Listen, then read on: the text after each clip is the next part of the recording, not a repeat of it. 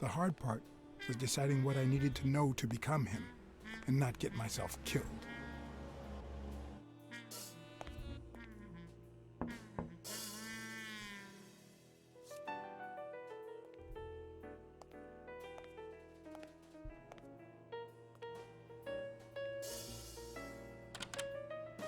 What can I do for you, sir? Howdy. My name's Howard M. Farnham II. Okay. Should I know you? What can I do for you, sir? Farnham was one hell of a drinker. I had to get the information out of him before he drank himself unconscious. Otherwise, I'd have to find that information myself.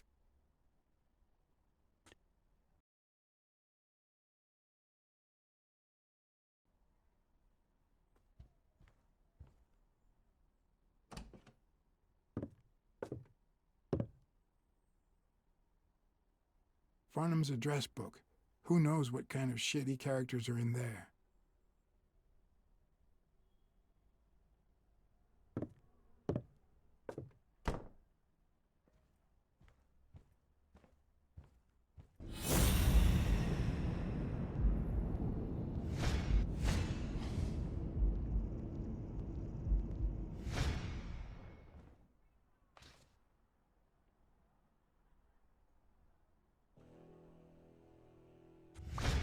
Yes, I got a Vietnamese slave last time. No. Please, come in. Of course. I remember you. Take a seat.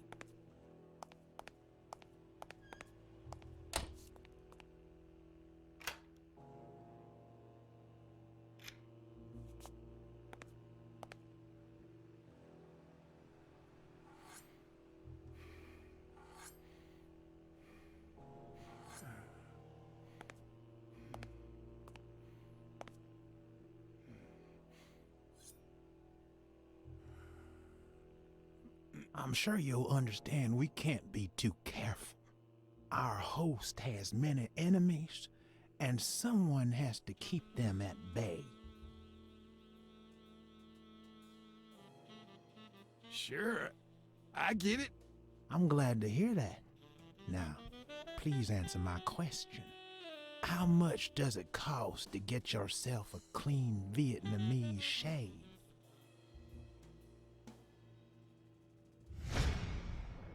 Man, sure enough, booze put the nail on the coffin of my first marriage. You know, the wife that caught me cheating with the maid. My second marriage, too.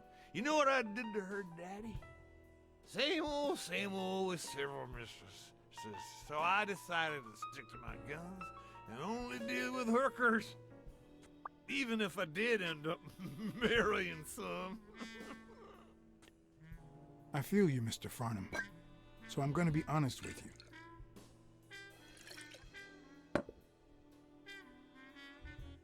I'm Cassidy's slave. He lent me the money for a game deposit, and I lost it all. Now I have to work off my debt. Oh, Cassie's not your problem, son. It's poverty. Sure enough, I had to pay my own deposit this morning to y'all, and that was just petty cash to me. Petty cash, to be honest. I asked you how much. Of course, they gave me my receipts. These things I am, boy. Wait, I'll show you. I got it somewhere. Just a sec. I'll get it. I just put it over. I think I'll be right back.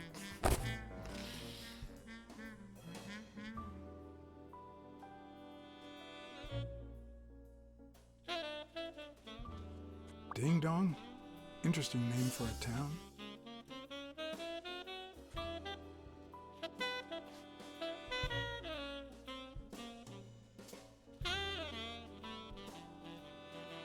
Why didn't you just say you had the receipt in your pocket? I'm almost certain, but tell me, who told you to come to this barber shop?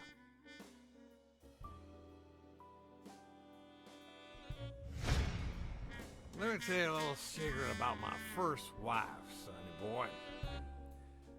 When I met that woman, she had no manners, no money, no... Who in the hell?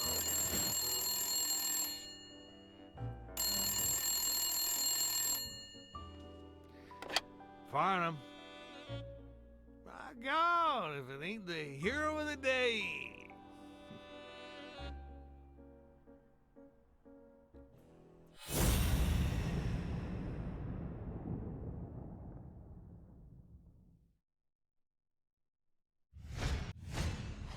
Nothing says Texan like a cowboy hat.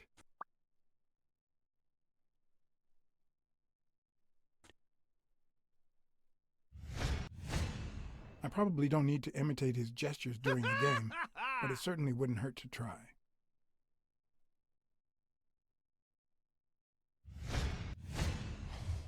It's not going to be easy to sound Texan, but I'll give it my best shot.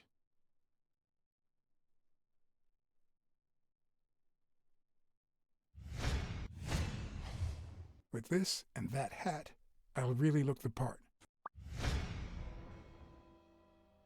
Anyway, Kenny, thanks for fixing the game with Cassidy.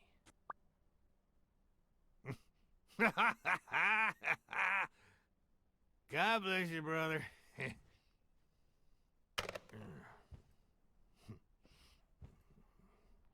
craziest goddamn Texan in New York.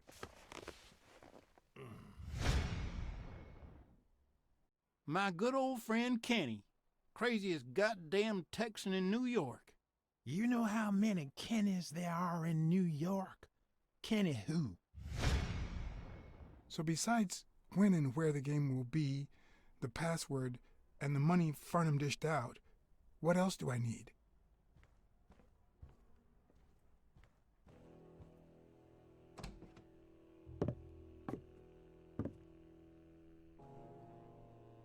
Luckily, there was only one Kinney in Farnham's address book, Kinney Eakes, residing at...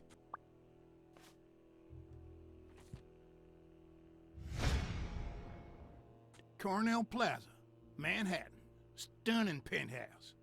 I'm not surprised. Mr. Eakes has excellent taste. Do you happen to know what he asked for the last time he was here?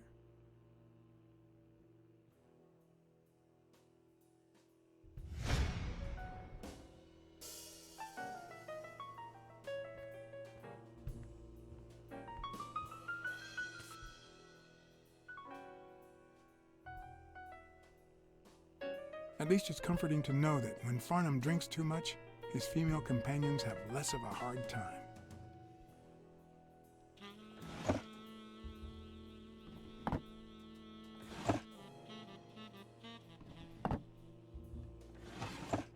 Not even a Bible.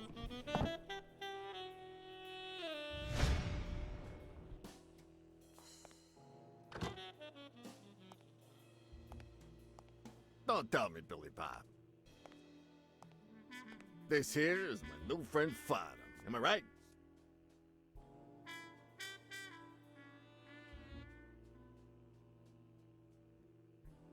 Sure enough, your barber was fixing to give me a shave. You can get a good shave at another time. Billy Bob is always at our beck and call. Of course. Hey, come on. Let's get in there before they finish all the bourbon without us. I haven't frisked him yet, sir. I don't think that'll be necessary. Mr. Farnham here, he's an honest Texan. And I'm sure he'll hand over his weapon if we ask him to. Right?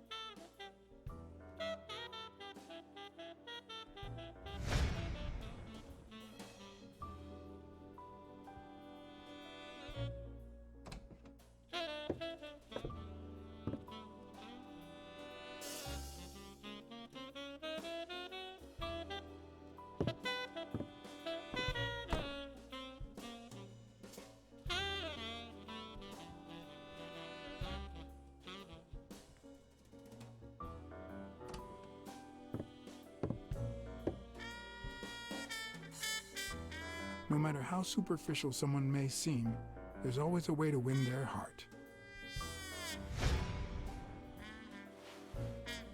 It'll be my pleasure.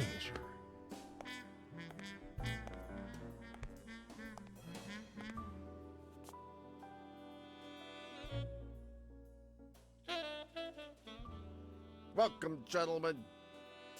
Chips are on the table and guns are in the safe. Now, we got a lovely night of poker ahead of us full of smoking and bourbon. So let's get started. Take a seat, Mr. Farnham. Let me introduce you. To my right, wearing gray boxers and weighing in at 140 pounds, the owner of Pink Vice, the largest meat market in all of Manhattan.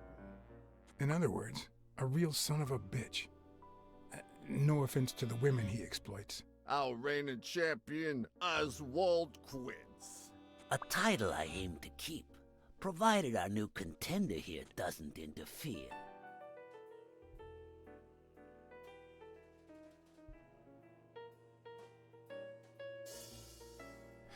Sorry, partner. You ain't got a chance in hell. But look at it this way. You're fixing to learn new tricks. For better or for worse, I only need one trick. Playing well. The truth is that our friend Farnham owns the largest and, I dare say, most entertaining establishment in Texas. Really? So we're colleagues then? Yeah, you wish, Quince. He owns a casino. Damn. And it's not even in Austin or Dallas. It's actually in a little town called, what was it? Darn it. I looked it up the other day. Had a funny ring to it. I hate it when this happens. I thought they moved all Texan casinos to Vegas, where gambling is legal. You mean Ding Dong, Texas? Ding dong! That's it.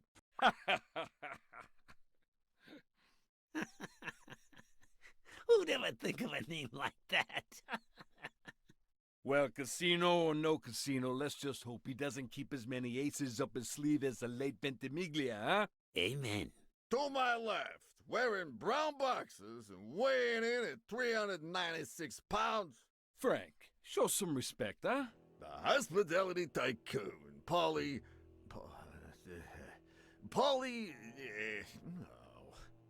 Tycoon? I just own a small bar with pool tables. Clients drink close to nothing and play even less, but certain business transactions just couldn't happen anywhere else. Damn it, Polly. Why don't I know your last name? Because they took it away from me. You have no idea how good my ex-wife's lawyer is. Women, they even take our damn names.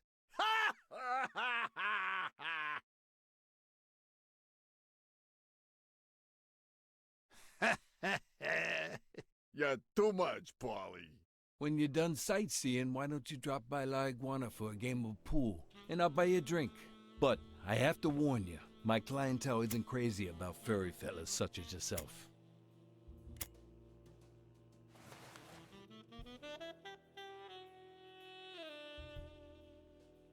Thanks. I love me some pool. Perfect. It'll be my pleasure. You looking to start your own pool business, Farnham? This guy here wants to start a boxing association in Texas. Guess who he's turning to for advice?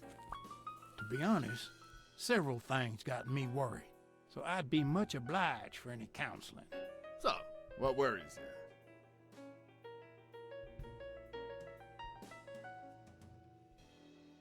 Homicidal boxers like Bobby Yale. Ha! That's some piece of news, huh?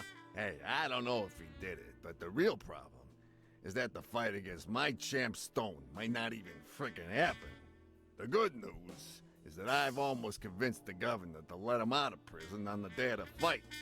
Under police escort, that is. I bet you the audience gets a kick out of that. Billy Bob, bring out the bourbon. We're drying up here. I'll deal with a fresh deck, of course.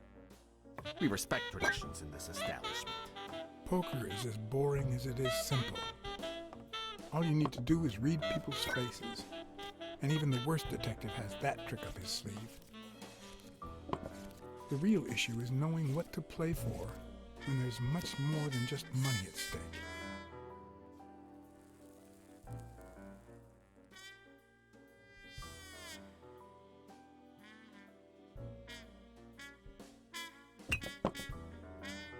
damn it! What again? How many games have you won, Farnham? Mark my words. Farnham will be calling his wife before the night is over. Ha! Oh, hey, by the way, did you guys hear about Kenny's wife? Pretty tragic, huh? What happened? Oh, plain bad luck. Hey, but Farnham, I'm sure you know more about it than I do.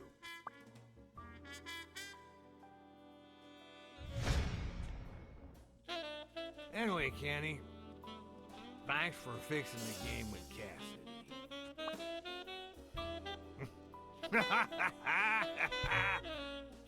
God bless you, brother.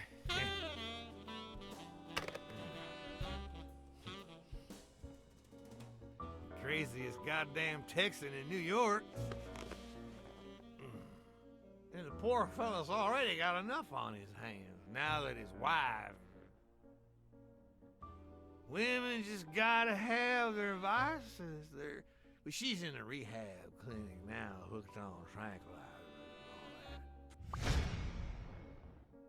that. That's it, tranquilizers. Don't tell me women don't have their vices, too. Bring out the bourbon, Billy Bob. Come on, give me the Maybe bourbon. I spoke too soon when I said that poker is easy for a good detective. Let's just say it's relatively simple. There's always someone ready to surprise you, relatively speaking.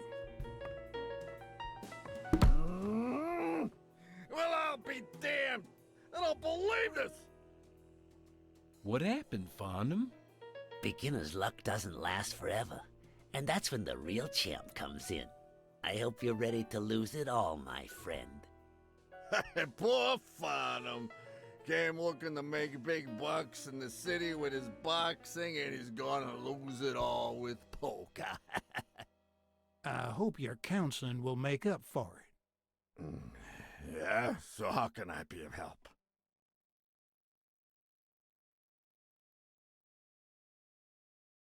Those there athletes hooking up with each other, like Al Stone and Helen Moore.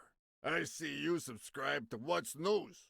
Yeah, my star boxer, the reigning champion. He's having an affair with America's sweetheart. Hey, I got nothing against those two idiots falling in love. Don't get me wrong, but it's taking a toll on his performance. I don't think he'll lose against Yale, but I'm starting to worry a bit. You happy now? Sure thing. Although, there is something else. Come on, spit it out. I want to play. Rebel coaches like Joe Dunn. Oh, I see you done your homework. That bastard wouldn't accept the most basic rules. For example, banning boxers from official competitions when their managers don't belong to my association. Hey, don't get me wrong, I'm sorry for his death. But if they ever find the murderer, I'd be glad to pay his lawyer fees. Come on, let's steal another hand before Quince accuses us of trying to break his winning streak. Ain't gonna happen. Gentlemen, I suggest you never tell your sons about this game, unless you want to lose their respect. Wait, you mean our sons actually respect us? I hear you. There's no way to set boys straight these days. They don't even respond to a good old beating.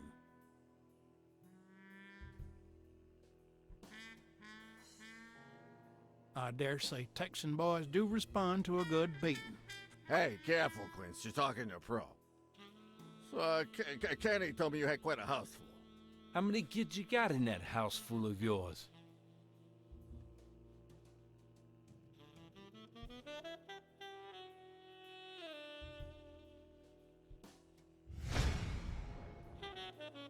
No, that son of a bitch was about to choke on his own vomit. If I'd been a communist, perhaps the vision of a millionaire choking on his own vomit would have made my day. Even so, I doubt I could have just stood there and watched him die. Unfortunately, I didn't break a sweat trying to save him.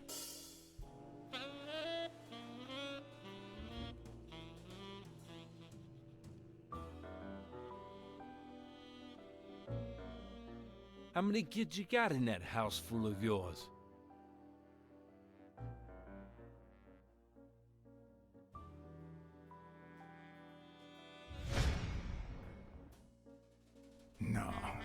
That son of a bitch was about to choke on his own vomit. If I'd been a communist, perhaps the vision of a millionaire choking on his own vomit would have made my day. Even so, I doubt I could have just stood there and watched him die. No, deserving or not, the man would live.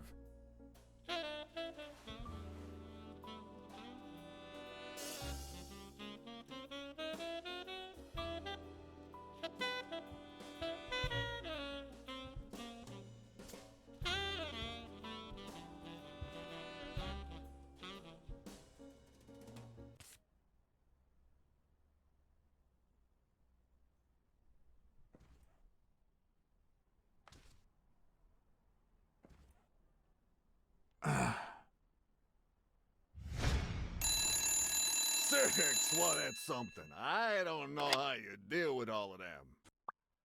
All boys? Does it have to be now? Oh, never let Quince near one of your daughters. Come on, Folly. Children are sacred. I won't lay Cassidy. a finger on them until they're 12. After that, well, let's just say some men have needs that can only be met by a young girl that age, if you know what I mean. Are you all right, Farnham?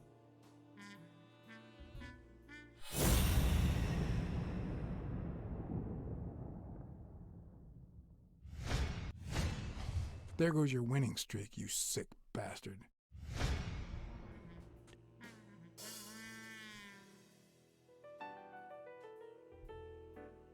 Sooner or later, the police are gonna bust your ass. Quince. What the hell are you talking about? I bet you're as bad at hiding those poor girls as you are at keeping that ace up your sleeve. What? You lying piece of shit. Quince? Don't believe a word he's saying, Frank.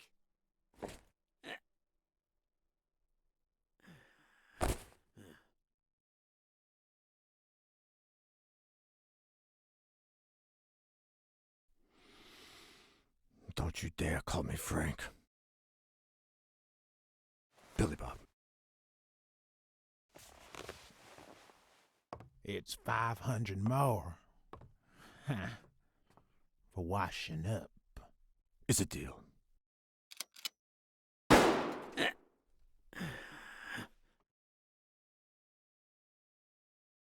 And good call, Farnham. I owe you one. Please, take that flying scumbag's tokens. And mine too, if you want them. I'm feeling generous.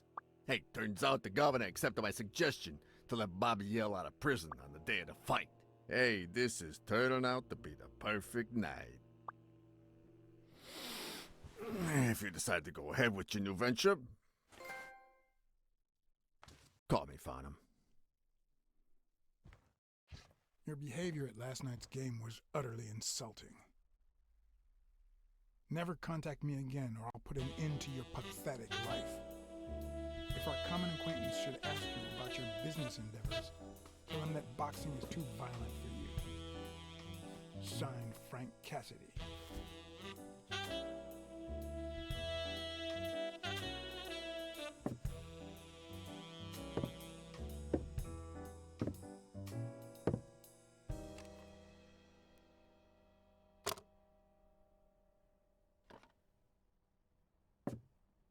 My own tracks would be covered the following morning when Cassidy read this note from Farnham.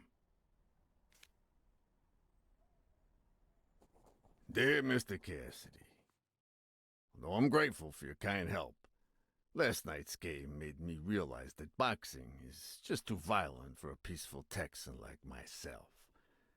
I have decided to invest elsewhere. Yours sincerely, Howard M. Farnham II. Damn Texans.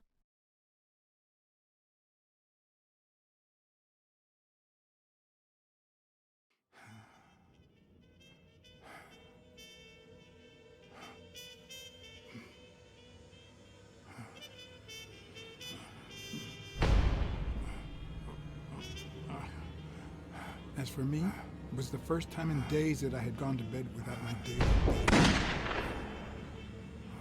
A real shame.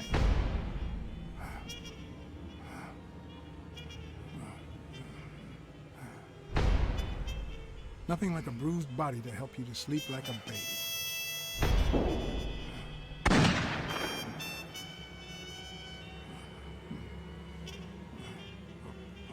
Maybe I should have given myself a beating.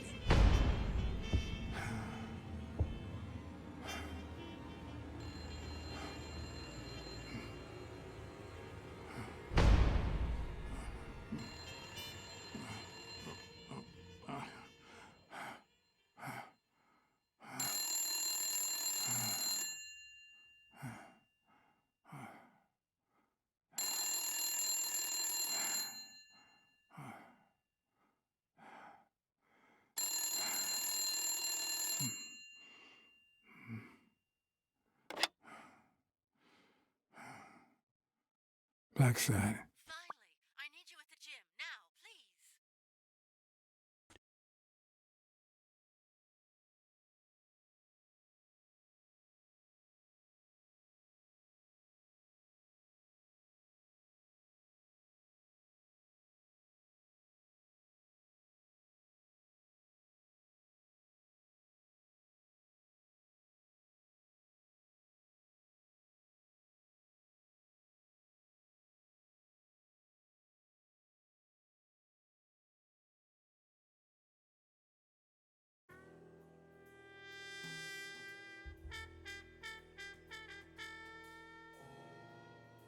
It was like this when I got here.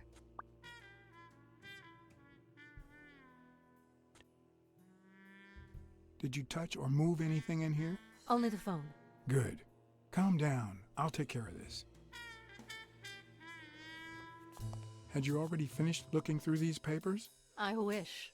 Well, I guess you'll enjoy sorting all this again.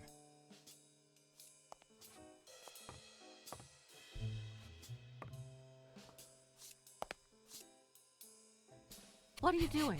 Do you like sardines? Excuse me? Do you like sardines? Ugh.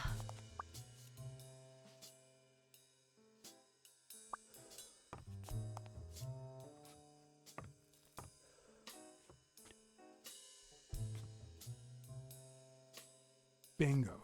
What is it? Nothing. Just a freshly signed contract.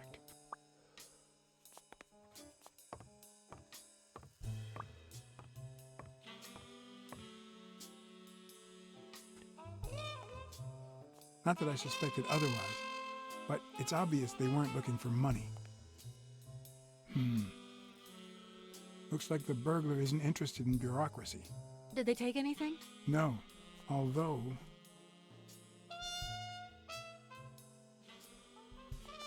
When you went in the hospital room to get your purse, did you get the gun as well? Yes. Isn't it there? I put it back. I'd rather not go through that again.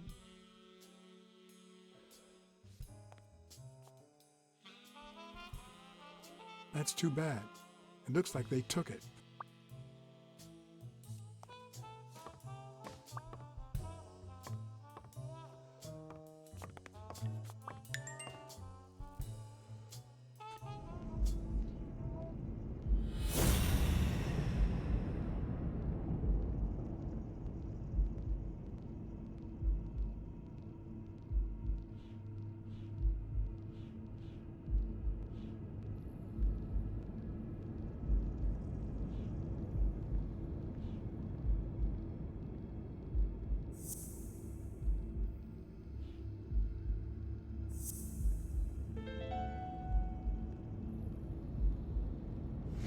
It's pretty clear that Helen Moore's cigarette case was a gift from O'Leary.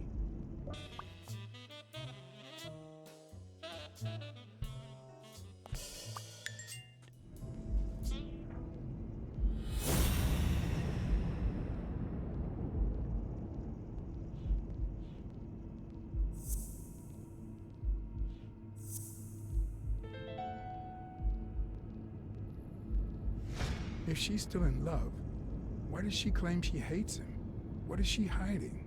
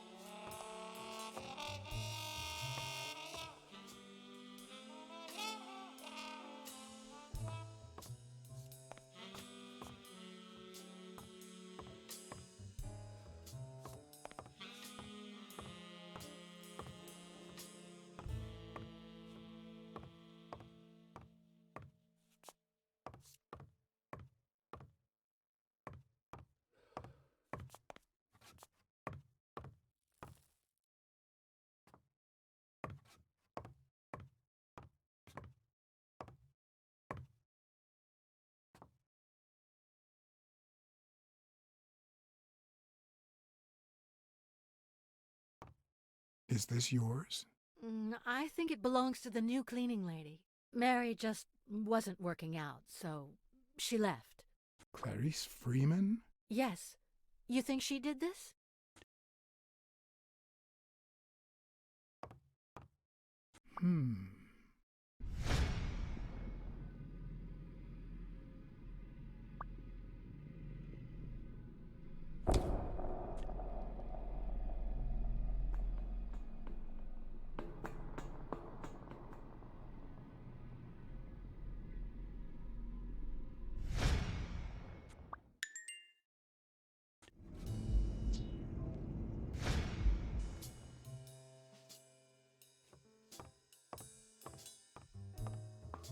Wait here, please.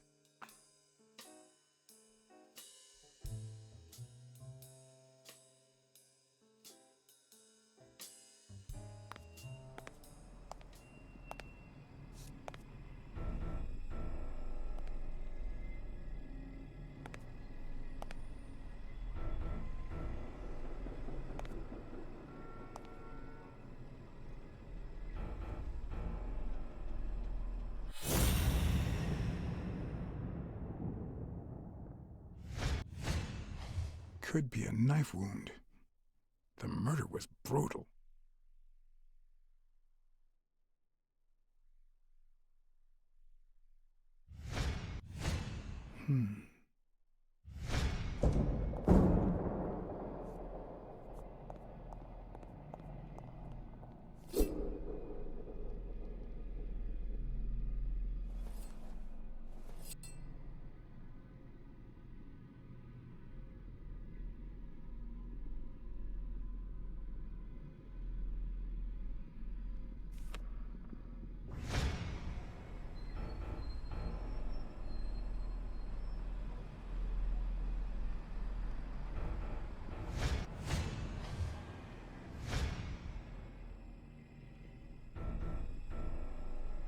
Ah, damn.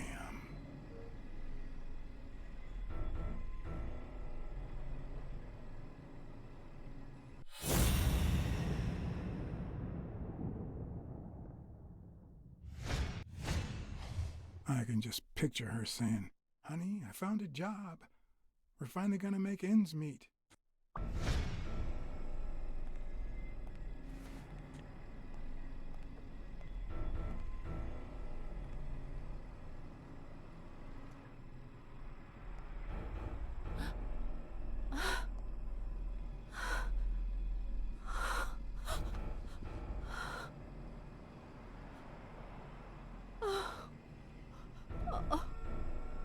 I want you to call the police, Sonia, and then go straight to a friend's house.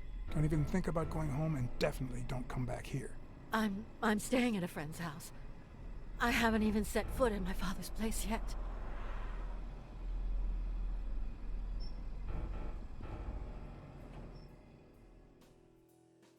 Good. Do you have the keys? If the murderer didn't find what he was looking for, that might be his next stop, if he hasn't been there yet.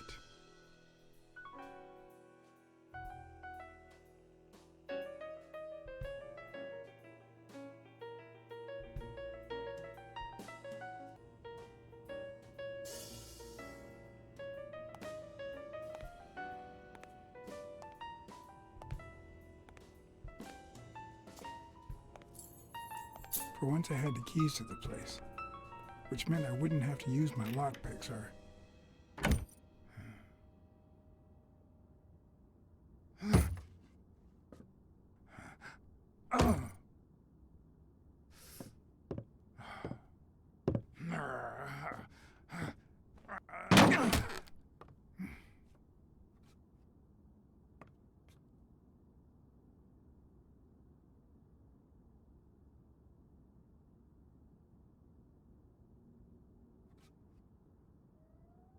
It doesn't look like anyone picked the lock.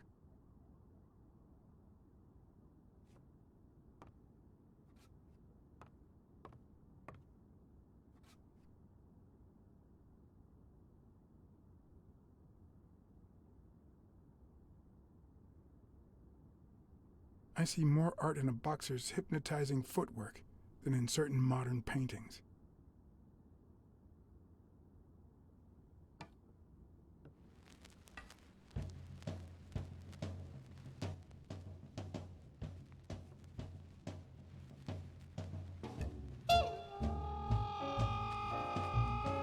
Look at that. The guy sure had good taste.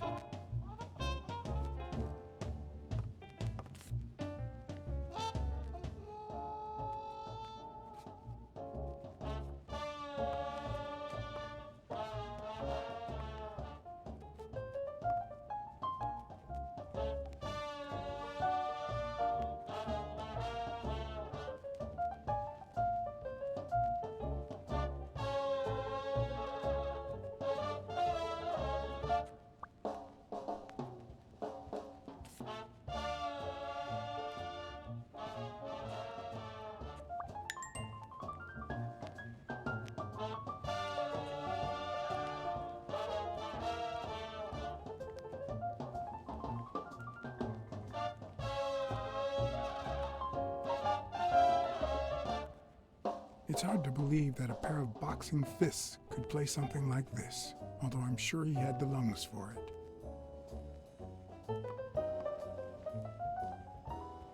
It looks like Dunn had already begun to move his things.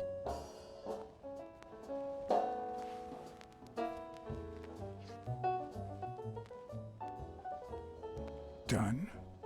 Thorpe? No idea. And these two, they look familiar.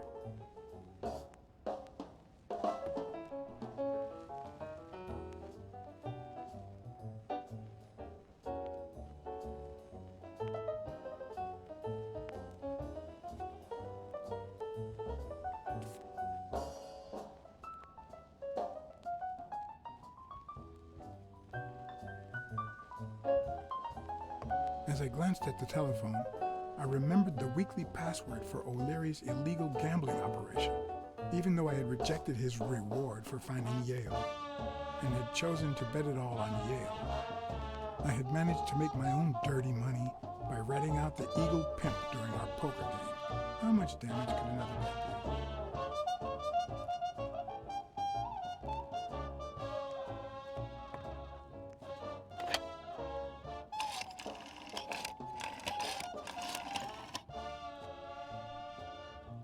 Yes. Wild strawberries. Welcome, sir. May I ask for the beneficiary of your bet?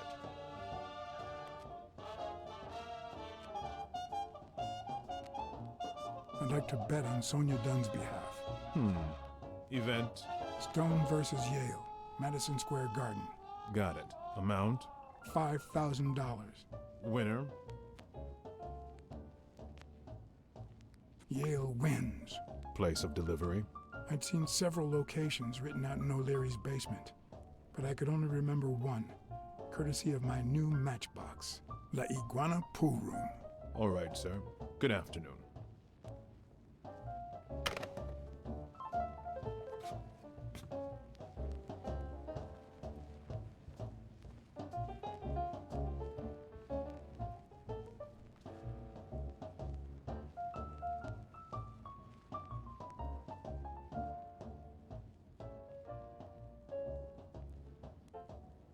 I seem to recall Dunn being mad about the pictures, but who knows?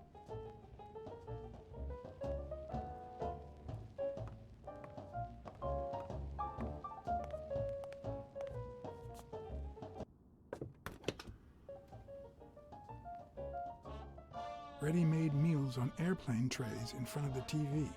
Who would have thought we'd end up eating like this? Dunn died 4 days ago, and that lettuce still looks okay.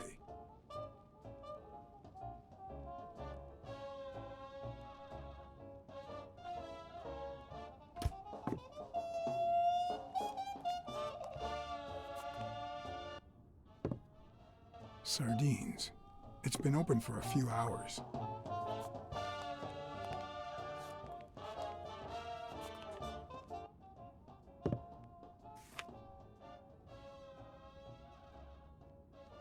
Of course. Now I see how Dunn bought the apartment he was going to share with Mary. This place has to be empty in 2 weeks for the new owners.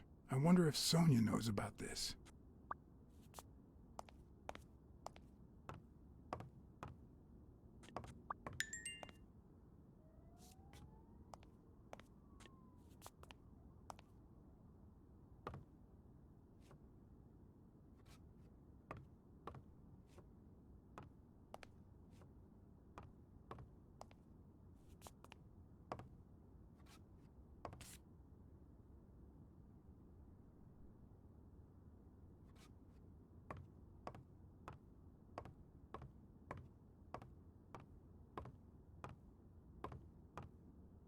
you still looked at her every morning, so many years later, with a new love?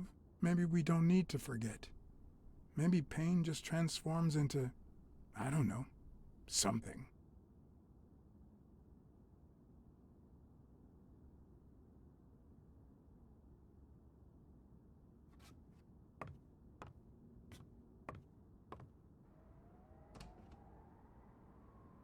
Another empty closet.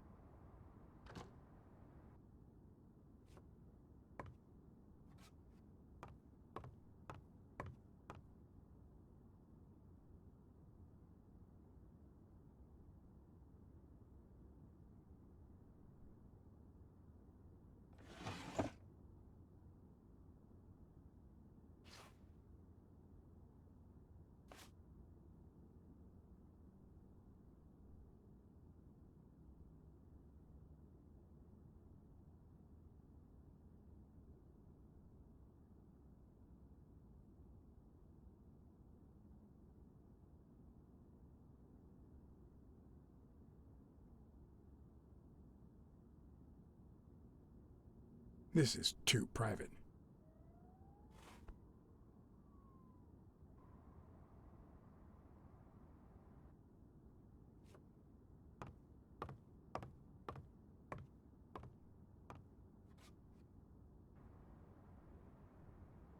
Is this how he got in?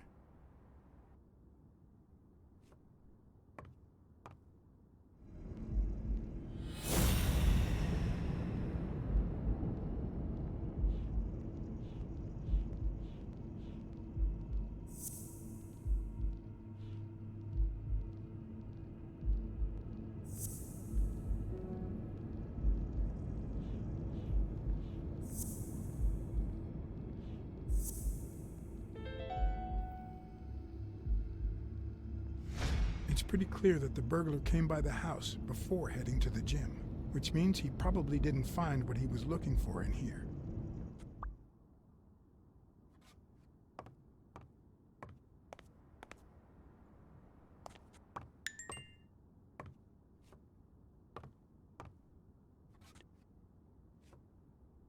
Elaine. I think that was Dunn's wife's name, according to Jake.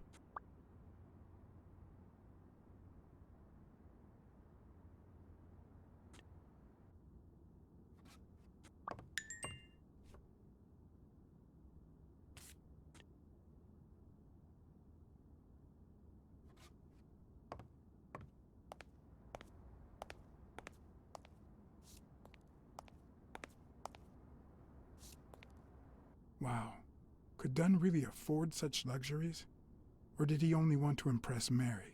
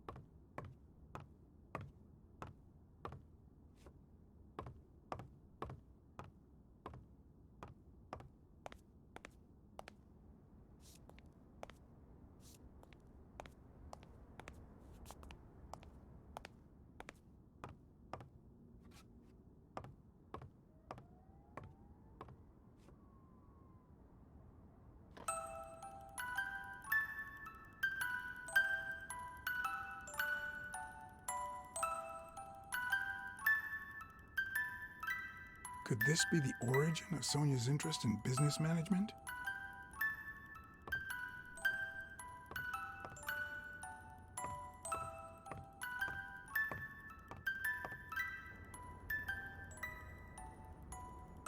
One of the very few teen idols who only got better with age.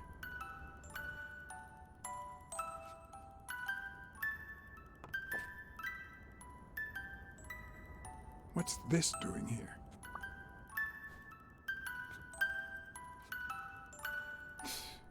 No matter how hard I look, I'm not getting anywhere. I need to talk with Sonia. And maybe with her Uncle Tim.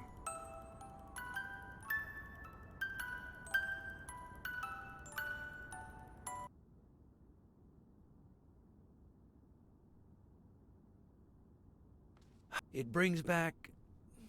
I don't know. Good memories? An optimist, are we?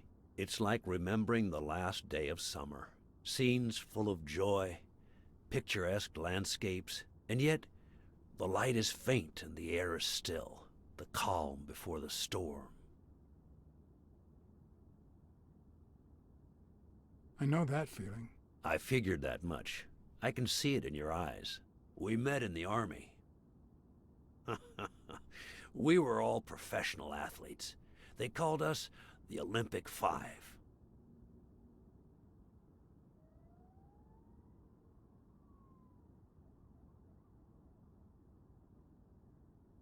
Who's the guy on the right? Angus Mitchell, our combat medic, and a doctor with the New York Warriors. It was Spano who got him assigned to our platoon. Hey, isn't that Craig Spano? The guy on the Morley's billboards? Yes, indeed. Our captain. He was the oldest, after all, and star of the New York Warriors. He was an orphan, you know. But he loved the sport so much that he said baseball was his family. He was the one who had Mitchell assigned to our platoon. Who's the guy on the left? Ah, Viktor Sukovsky, the athlete. You've probably heard of his medals. Was Dunn already boxing? Yes, he was. I had already seen him fight before I even met him. He was as humble in the ring as he was in life. He'd always let his rivals take the initiative. I remember how he barely dodged the blows. If you didn't look at his feet, it seemed like he wasn't even moving. And the footwork, pure dancing. You could almost hear the music. The song would play until his opponent was exhausted. Then came the drum roll, followed by Dunn's victory by KO. What about you? I had just signed with the Milestones. I hadn't even played my first game, but people said I had a bright future ahead of me.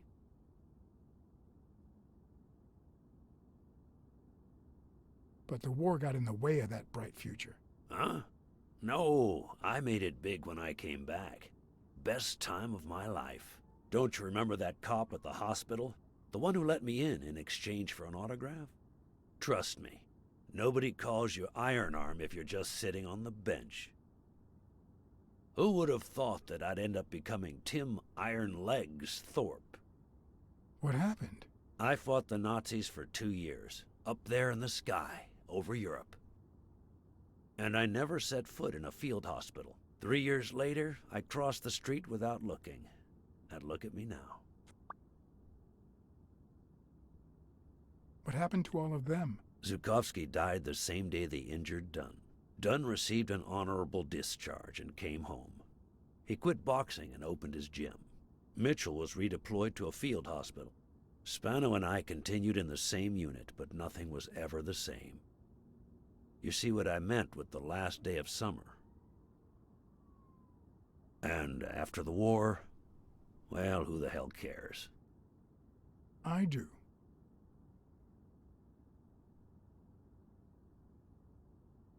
What happened to Spano?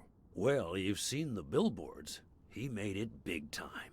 When I was forced to retire, I got him some advertising deals. That's how I founded this agency. But then, something happened to him. He became sullen. He fell out of shape, and slowly but surely lost touch with reality. He withdrew from public life and broke off our friendship. Haven't heard from him in, 3 years?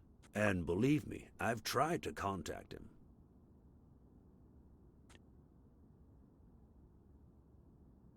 What happened to Mitchell after the war? Mitchell? Who knows? We lost touch. I hope he's doing well.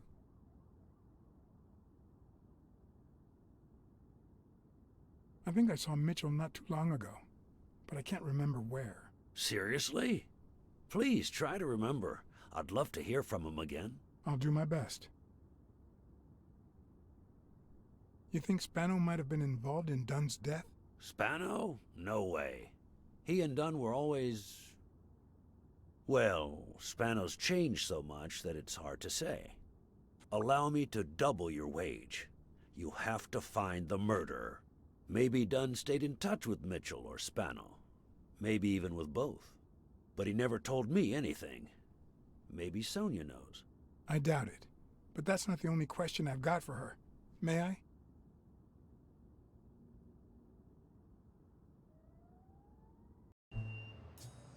Yes?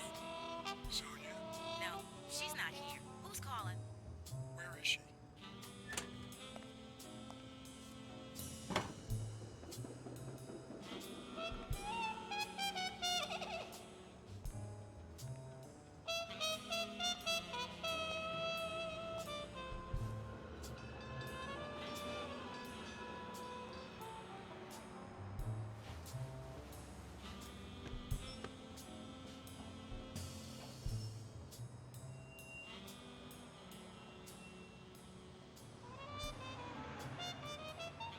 You know, it's dangerous.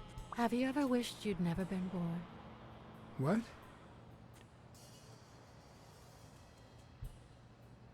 Yeah, sometimes. Then we're both in the same boat. First time was right after moving to New York. I hated my mother. She was the reason we moved from the countryside and the smell of freshly mowed grass to this dirty city and the smell of medicine. Her medicine. The second time was after she died. I hated myself for having hated her before, for not having loved her enough. The third time was when my father shut himself off. I hated him for that, for abandoning me, for giving in to the booze. Now he's dead, so take a guess.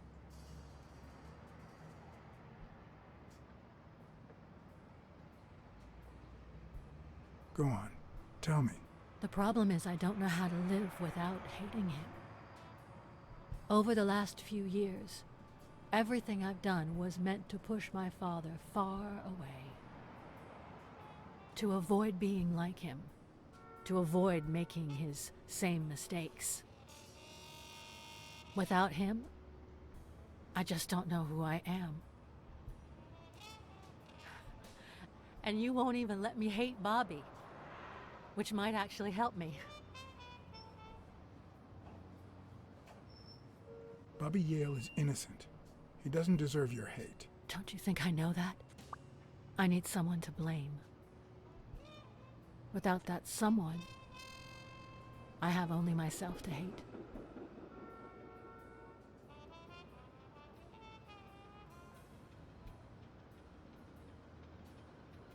I'll find the person who did this. I promise. Let me have my doubts. Although, you've already come so far. I'm sorry I haven't been a little more grateful. In any case, you shouldn't hate yourself. You are... No, you have such good qualities.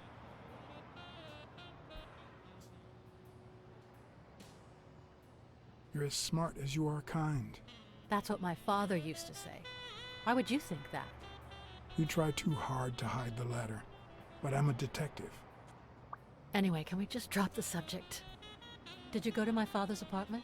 Yes, the thief went there before coming to the gym, which leads me to believe he didn't find what he was looking for. And what was he looking for? That's what I intend to find out, with your help.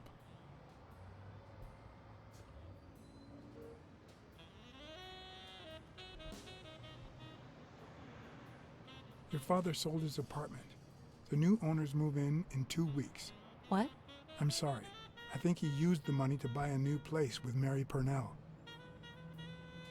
You'll have to talk to her sooner or later. My father. Even now, he finds new ways to make me hate him.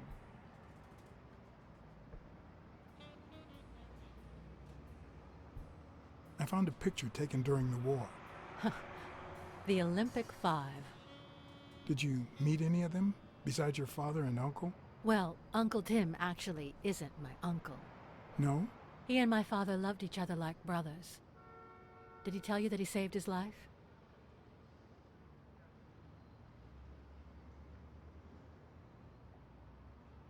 Thorpe saved your father?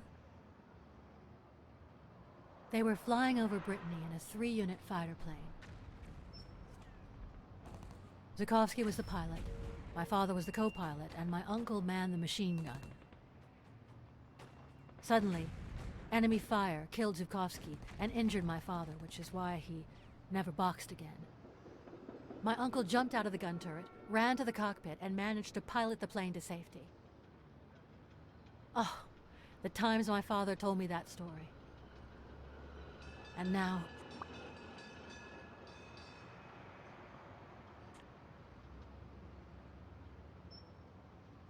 Did you ever meet Spano?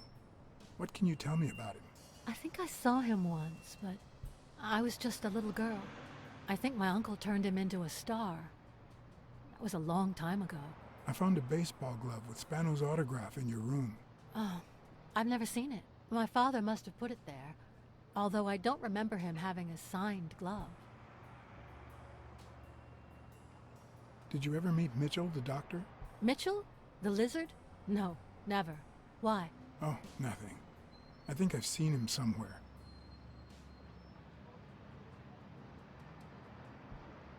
I saw your old room.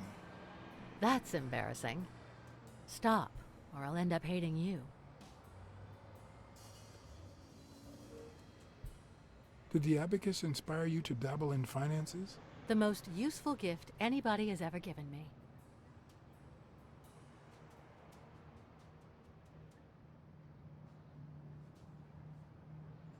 A gift from your Uncle Tim? He used to say that in this day and age, a woman should know how to count. My father didn't agree, but he didn't oppose it either. People thought he was a liberal because of his attitude towards racial issues. But at home, things were different.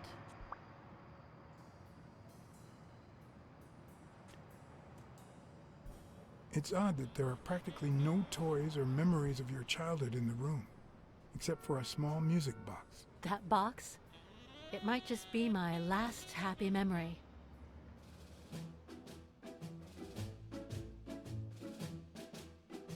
It's from before my mother got sick and we moved here.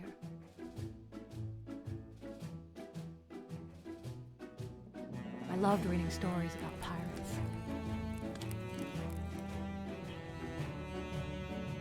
So my father drew a treasure map for me. I searched the whole house, one clue at a time.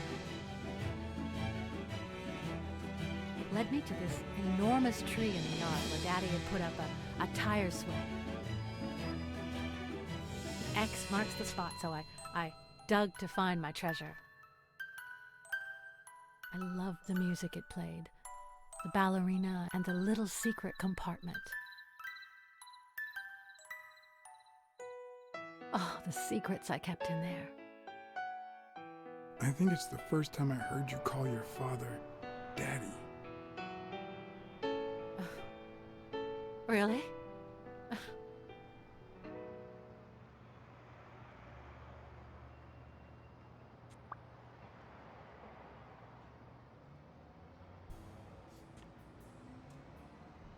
I'm also a fan of Frank Papalia. Oh yeah, the poster. I only liked him because my father thought he was too modern.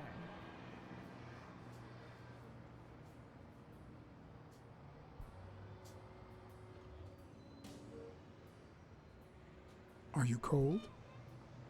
A little. Maybe I should go.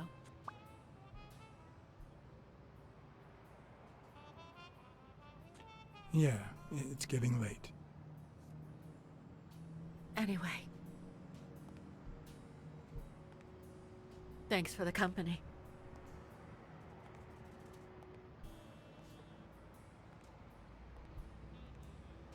Sonia, thank you. Aren't you coming?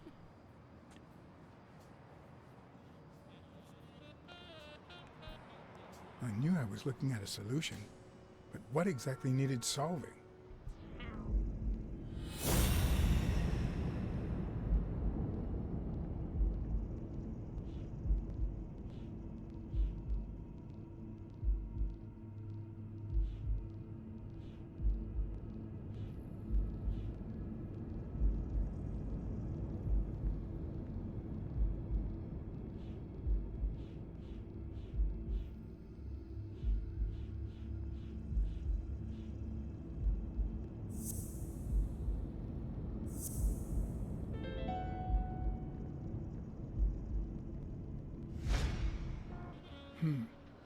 Maybe Dunn used the same hiding place once more.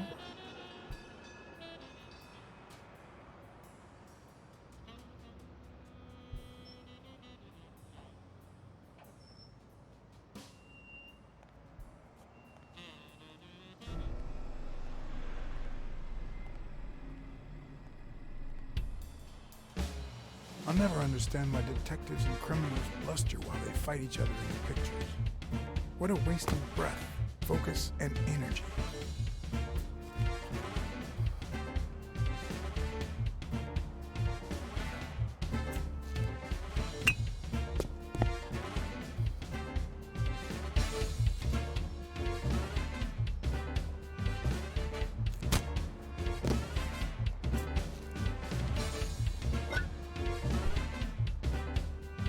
It's not the lack of credibility in the screenplay that bothers me.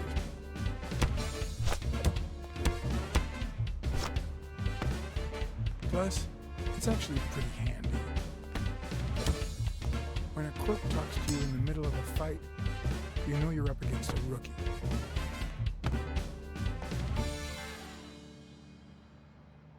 And if he doesn't even say, "Help me, please,"